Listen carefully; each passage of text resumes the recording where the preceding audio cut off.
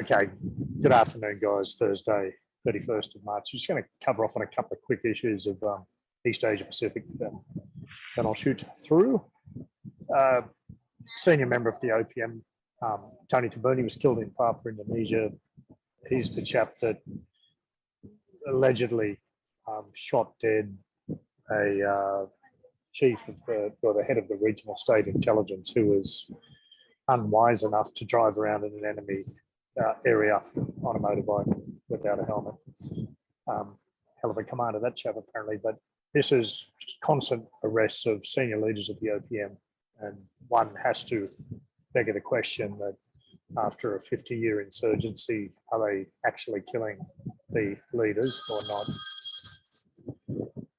Also, in Indonesia is a very interesting thing developing. Indonesia's withdrawn concession permits for 15 companies, and it's aiming at trying to give an appearance of improved governance and transparency in the natural resource sector.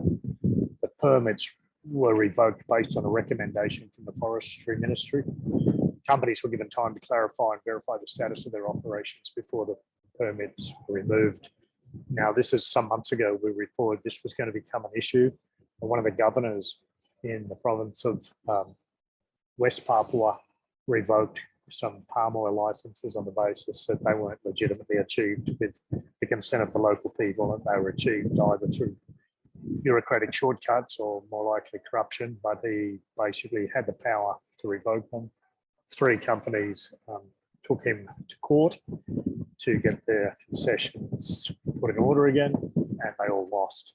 That has empowered a lot of companies and is making serious inroads into corruption. Now, the Forestry Ministry is one of the ministries that is both tainted with corruption, but also have a lot of very good environmental people in it.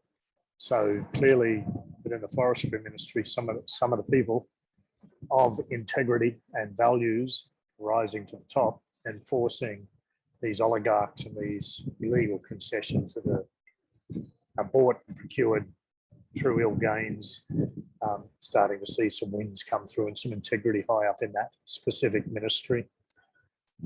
It's also interesting that whilst talking about Papua before, again, the Indonesian government's made a ludicrous statement. A total of 450 units of UNIFREDA elite infantry troops will be deployed to Papua. Well, if they've been doing that for 50 years, you might like to find another way than just public relations lines or calling guys elite and sending in people that are just outperformed by guys on their own home turf.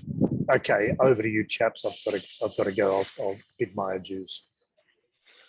Thank you, Paul, for the coverage of East Asia Pacific. Over in South Asia, there were 10 other developments and one assessed event in Bangladesh. In Bangladesh, 4 people were injured in a clash between 2 student groups. They allegedly used Molotov cocktails to attack each other. And this happened in the New Market area of the capital city, Dhaka. Businesses specifically need to be aware of the highly politically charged and tense environments around the student groups as well as labor unions, which can make things quite tense, and violence can break out at any moment due to the factional divisions within these unions, both student and labor unions. So with that, we wrap up South Asia. I will pass the baton on to Basil to cover off on Middle East.